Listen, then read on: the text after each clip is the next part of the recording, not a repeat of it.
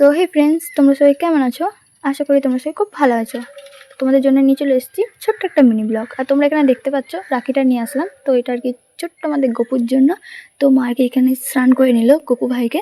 তো এবার আর কি রাখিটা মা পরিয়ে দেবে। তোমরা হয়তো ভাবছো আমাদের গপু ভাইটা ঠিক এরকম কেন। তো এটা নিয়ে আর কি পরে একটা কোনো ভিডিওতে বলে দেবো কারণটা। তো এখন মা আর কি গপু ভাইকে জামাটা পরিয়ে নেবে, যেহেতু ধরো আজকে রাখি পূর্ণিমা, তার জন্য আর কি নতুন জামা। তো দেখতেই পাচ্ছ মা এখানে জামাটা পরিয়ে নিচ্ছে। জামাটা পরানোর পর মা একটু গপু ভাইকে সাজিয়ে দিচ্ছিল, যেহেতু ধরো আজ একটা বিশেষ দিন সেই কারণে। তো এরপর আর কি গপু ভাইকে তার বসার জায়গায় বসিয়ে দিল।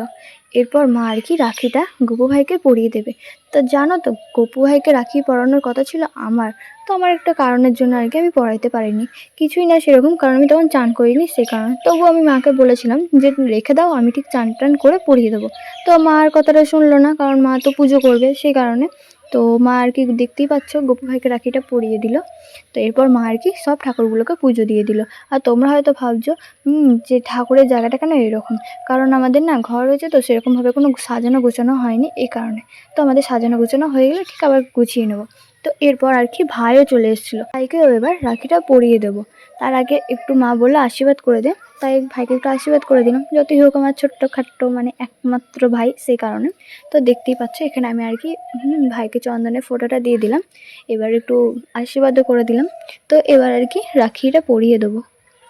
রাখিটা পরানোর পর ভাইকে একটু মিষ্টিমুখও করিয়ে দিলাম। তোমরাই বলো তো, আজকে দিনে তো বড়দেরকে প্রণাম করতে হয়, আর আমার ভাই আমাকে প্রণাম করবে না, যেহেতু ক্যামেরা অন ছিল সেই কারণে। আর আমিও না সেই মেয়ে, কারণ প্রণাম নিয়েই তবে ছাড়ো। তারপর সে অনেক কষ্টে আমাকে প্রণাম করলো, কি বলবো। তাহলে চলো ভিডিওটা থাকছে এই পর্যন্ত, দেখা হচ্ছে কোনো অন্য একটা মিনি ব্লগে। আর তোমাদের কেমন লাগলো অবশ্যই জানিও।